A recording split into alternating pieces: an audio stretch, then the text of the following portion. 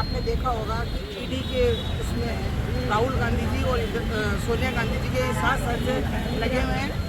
National Herald जो newspaper था वो आज़ादी के टाइम से चलता था और उस समय से ये सदस्य है, उसके अंतर्गत नेहरू परिवार, नेहरू जी ने इसको चलाया था।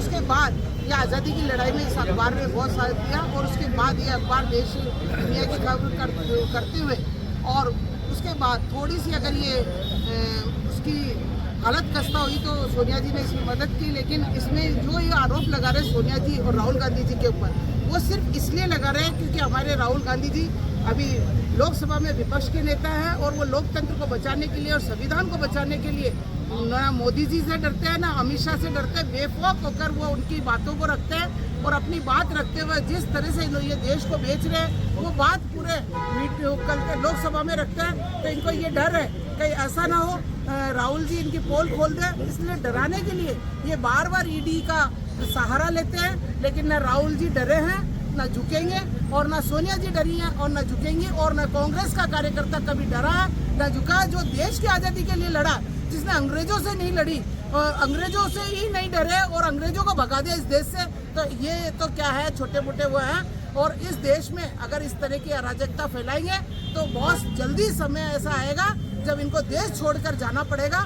और कांग्रेस सरकार यहीं की यही है और कांग्रेस पार्टी के कार्यकर्ता आज सड़कों पर आने के लिए मजबूर ये जो कर रहे हैं। हम सत्याग्रह वापस से करेंगे, जिस तरह से देश में आज़ादी के लिए गांधी जी ने सत्याग्रह किया था, उसी तरह से उनके पद चिन्हों पर चलते हुए वापस से सत्याग्रह को अपनाएंगे और हम आंदोलन करेंगे और जेल भरेंगे।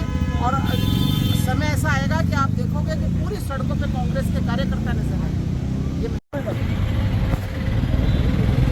हमारे कांग्रेस पार्टी के लोकसभा में नेता प्रतिपक्ष और अखिल भारतीय कांग्रेस कमेटी के पूर्व राष्ट्रीय अध्यक्ष आदरणीय राहुल गांधी और पूर्व अध्यक्ष श्रीमती सोनिया गांधी जी के खिलाफ जिस ढंग से नेशनल हेराल्ड जो आज़ादी के पहले का अखबार है उसको लेके और झूठी चार्जशीट पेश की गई है, इसका विरोध करने के लिए पूरे देश में और राजस्थान में सब जगह ये विरोध प्रदर्शन हो रहा है।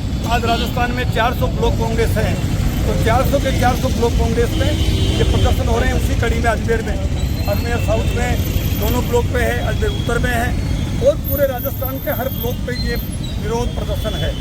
मोदी जी जब से प्रधानमंत्री बने हैं देश में, तब से लगातार ईडी, इनकम टैक्स और सीबीआई का वो दुरुपयोग कर रहे हैं। विपक्ष के नेताओं को चुन चुन के निशाने पे ले रहे हैं और जो नेता विपक्ष छोड़ के, कांग्रेस छोड़ के और एनडीए और बीजेपी में शामिल हो रहे हैं, उनको सबको क्लीन चिट मिल रही है। ये बहुत अनफॉर्चुनेट है। कांग्रेस पार्टी है जो आज़ादी की लड़ाई लड़ी और आज़ादी के बाद भी जो देश का नवनिर्माण किया, देश का इंफ्रास्ट्रक्चर जो आज जिस हालात पर देश को पहुँचा है, वो पंडित नेहरू से लेके और हमारी नेता सोनिया गांधी, राजीव गांधी, इंदिरा गांधी, इन सबका कंट्रीब्यूशन बड़ा रहा है। लेकिन दुर्भाग्य है कि बदले की भावना से राजनीति का जो प्रतिशोध का स्वरूप देखने को मिला इस बार, इस काल में ऐसा कभी नहीं देखने को मिला। हम सब डट के मुकाबला करेंगे और इस बात से कभी नहीं घबराएंगे, नहीं डरेंगे, नहीं झुकेंगे, क्योंकि हमारे नेता राहुल गांधी कहते हैं डरो मत। तो हम सब कांग्रेस के लोग निडरता से के साथ लोकतांत्रिक तरीके से अपनी आवाज़ उठाएंगे और जरूरत पड़ी तो देश में जेल भरो आंदोलन भी हम चलाएंगे।